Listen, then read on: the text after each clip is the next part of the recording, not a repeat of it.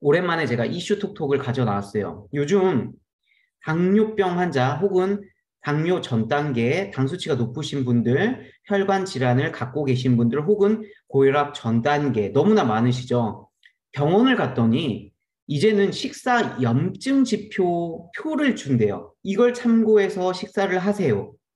너무 신기하죠. 예전에는 병원을 가면 약을 처방을 했는데 요즘은 너무나 많은 사람들이 오다 보니까 약이 문제가 아니라 이 식단을 조절해야 된다. 네, 그래서 염증이란 단어가 예전에는 약간 거북할 정도였는데 요즘은 식사 염증 지표 높은 식품을 당신이 한번 집에 가서 살펴보고 식단을 조절하세요라고 하고요. 요즘은 바로 이렇게 약을 처방하거나 뭐 주사를 놔주거나 이런 것보다는 큰 병원에서 살을 빼오세요, 체중을 줄여오세요, 붓기를 줄여오세요. 이렇게 지시를 내리고 방법은 안 알려준대요. 이러한 이제 식단 조절로 하고 왔을 때 다음 단계로 넘어가는 조금 변화가 있다고 합니다.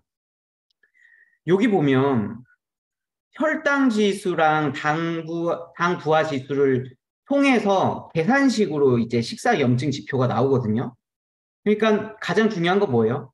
혈당을 높이냐 안 높이냐 그리고 당 부하를 주냐 안 주냐 이 차이인 거죠. 그걸 가지고 수치화를 해서 내가 사람들이 어떤 걸 먹으세요가 아니라 이 표를 가지고 생각해서 먹으세요 이렇게 되는 거예요. 그래서 식사 염증 지표가 높을수록 당연히 염증을 많이 유발하는 음식이 되겠죠.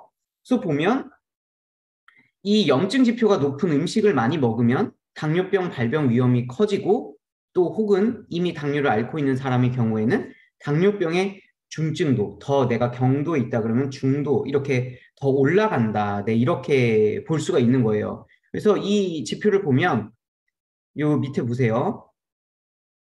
식사 염증 지표 높은 대표적인 음식이 뭐래요? 가당 음료. 네, 설탕이 들어간 음료죠. 저번에 말씀드렸지만 건강 음료인 줄 알고 마셨더니 이제 홍삼 엑기스에도 설탕이 많이 들어가 있고요.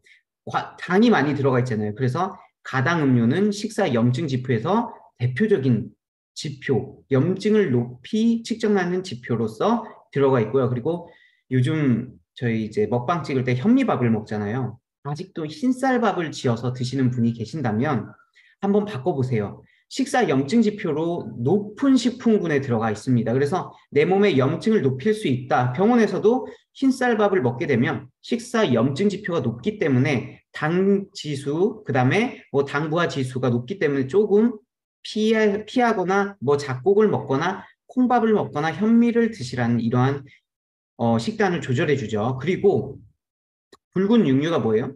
소고기, 돼지고기. 네. 동물성 고기들이죠. 뭐 양고기, 붉은 육류. 네. 이러한 것들이 염증을 높이는 대표적인 음식이라고 합니다. 반대로 당연히 염증을 높지 않은 음식이 뭐예요? 녹색 채소. 네, 엽록소 채소죠. 그리고 콩. 네. 그리고 계란. 단백질, 동물성 단백질 중에서 그나마 염증 지수가 낮은 게 뭐예요? 계란. 그래서 많은 분들이 계란을 챙겨 먹고 있죠.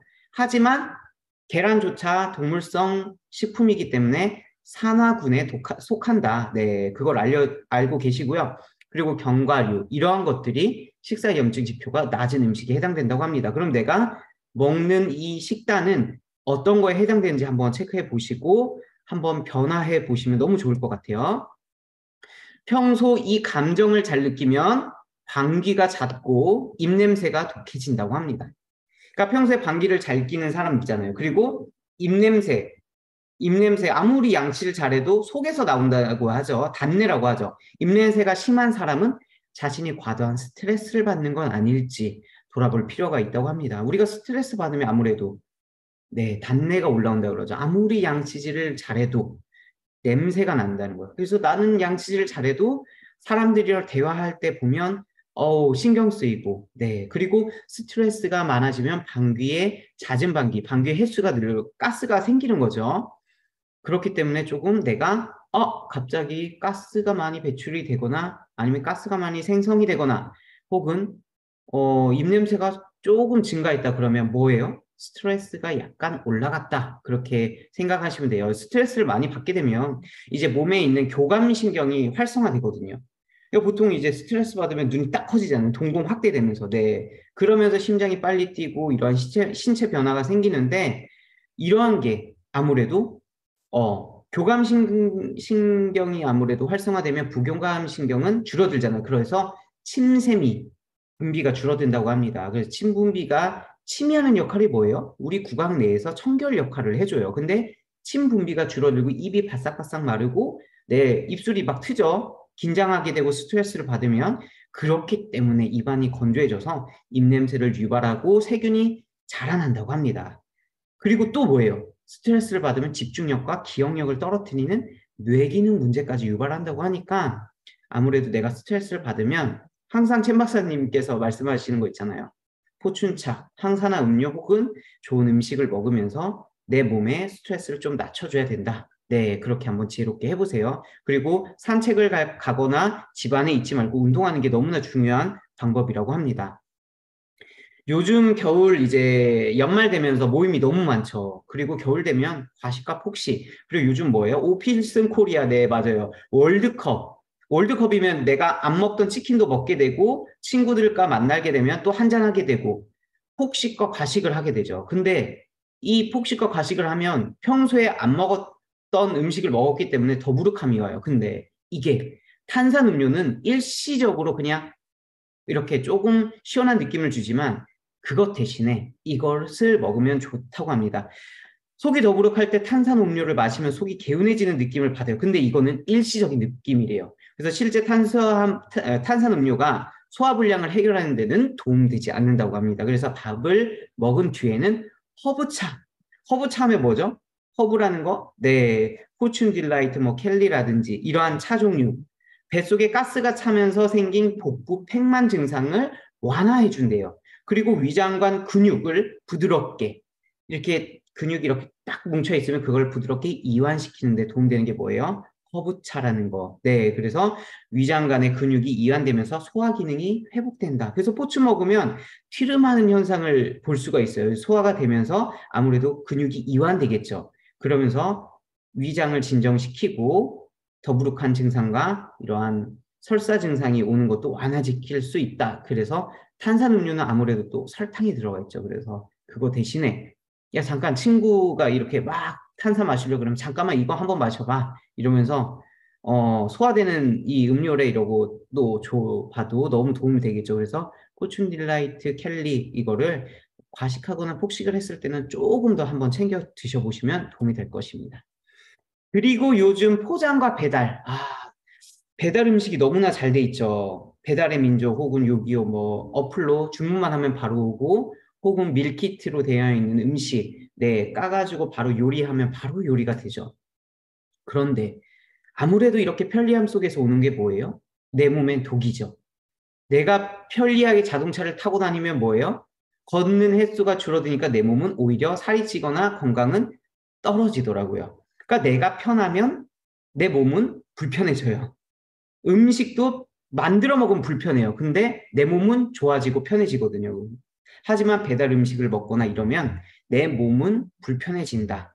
고콜레스테롤 혈증 늘어났다고 합니다. 보면은 코로나19 때 아무래도 많은 사람들이 배달 음식이 급증했잖아요. 뭐 갇혀 있으면서도 그게 생활화되면서. 근데 이러한 배달 음식을 많이 먹은 탓에 고콜레스테롤 혈증이 크게 증가했다고 합니다. 그래서 지난해 전체 성인의 비만이란 뭐 당뇨병 유병률은 소폭 살짝 감소했지만 왜냐면 사람들이 살찌니까 또 밖에 나가야 되니까 뭐 다이어트하고 이러니까 그런 거는 감소했지만 40대 남성과 30대 여성의 비만은 늘었다고 합니다. 그리고 이게 문제가 증상이 없대요. 그래서 뒤늦게 발견되는 게 문제라고 합니다. 혈관이 이렇게 막혀버리는 거예요. 근데 증상이 안 나타나요. 젊으니까.